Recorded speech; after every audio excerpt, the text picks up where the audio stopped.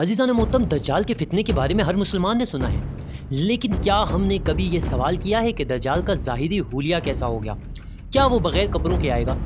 क्या ये तसव्वुर कुरान और सुन्नत से साबित है या महज एक ख्याल है? ये सवाल ना सिर्फ इल्मी बहस का बायस है, बल्कि ईमान और अमल के लिए भी एक आजमाइश है।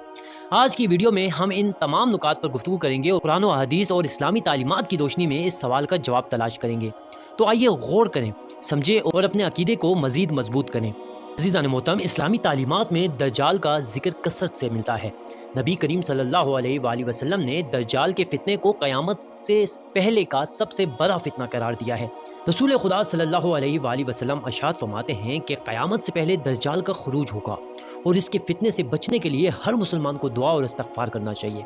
अज़ीज़ान मोहतरम, नबी करीम सल्लल्लाहु अलैहि वसल्लम ने दज्जाल के हुलिये के बारे में फरमाया है कि दज्जाल एक आँख से काना होगा, उसकी पेशानी पर काफिर लिखा होगा और वो लोगों को गुमराह करने के लिए कई फरेब करेगा। यहाँ दज्जाल के हुलिये के कुछ अज्जा वाज़िया किए गए हैं, लेकिन लिबास का जिक्र सराहत से नहीं मिलता।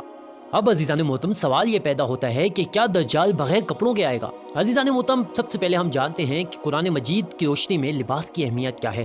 कुरान मजीद में लिबास को इंसान की जीनत और शर्मगाह को ढांपने का जरिया करार दिया गया है। अज़ीज़ान मोहतरम, खुदावंद तआला कुरान मजीद में इरशाद फरमाता है कि लिबास इंसान की फितरी ज़रूरत है, चाहे वो कितना ही गुमराह क्यों ना हो। अज़ीज़ान मोहतरम, हदीस में दज्जाल के जिस्मानी हुलिये का जिक्र है, लेकिन ये बात कहीं नहीं आई है कि दज्जाल बगैर कपड़ों के होगा या कपड़ों के साथ आएगा, बल्कि दज्जाल का मकसद इंसानों को गुमराह करना है और वो अपनी शख्सियत को ज़्यादा खौफनाक और दिलकश बनाकर पेश कर सकता है ताकि लोग उसके फितने में मुब्तला हो सकें।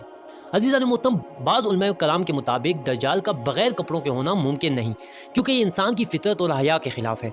इब्न तीमिया फरमाते हैं कि दज्जाल अपनी ताकत और फरेब के ज़रिए से लोगों को आजमाएगा, लेकिन उसकी ज़ाहिरी हालत इंसानी फितरत के करीब होगी ताकि लोग उस पर ईमान ला सकें। अज़ीज़ान मोहतरम, दज्जाल का मकसद लोगों को अपनी तरफ माइल करना है और उन पर असर डालना होगा।